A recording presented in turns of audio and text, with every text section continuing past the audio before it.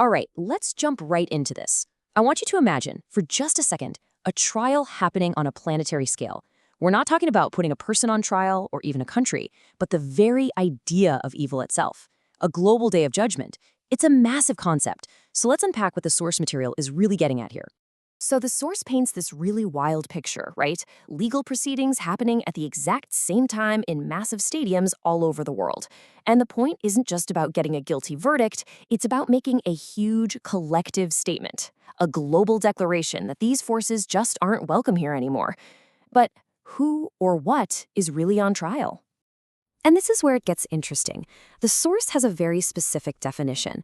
We're not talking about some guy in a red suit with a pitchfork. The tempter is actually a collective, a conglomerate of unseen, non-physical forces that influence us. So the enemy is way broader and more abstract than you might think. But, these forces can't operate in a vacuum. They need something to work with. And this, right here, is where the whole idea flips on its head. Because while this global trial sounds like it's all about pointing a finger at some external enemy, the source material makes the case that the real defendant might be a lot closer to home. This is the question that's really at the heart of this entire thing. If we put all our energy and focus on some outside force, some tempter, what are we missing? What responsibility are we trying to dodge? And there it is, the core argument. Blaming some external devil completely lets us off the hook. It creates this huge blind spot where we don't have to take any accountability for the small, daily ways that we actually create negativity and put it out into the world. Which brings us to this critical new idea, micro-evil. This isn't some grand cosmic battle. No, this is the personal darkness we generate ourselves, every single day, every time we misuse our free will.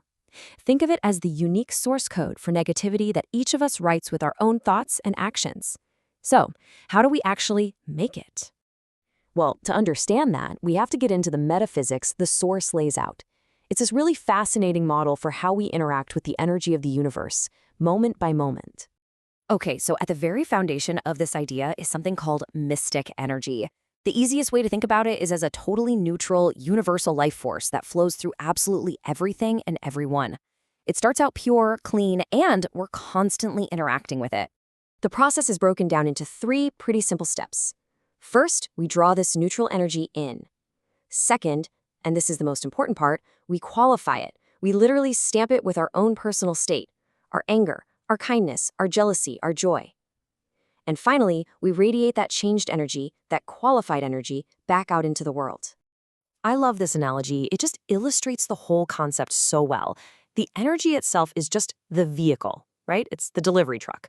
But we are the ones who decide what goes in the truck, the cargo, and where that truck is going. We are always in the driver's seat. So, a negative thought or a cruel action, it isn't just a fleeting thing that disappears. In this way of thinking, it's a tangible creation.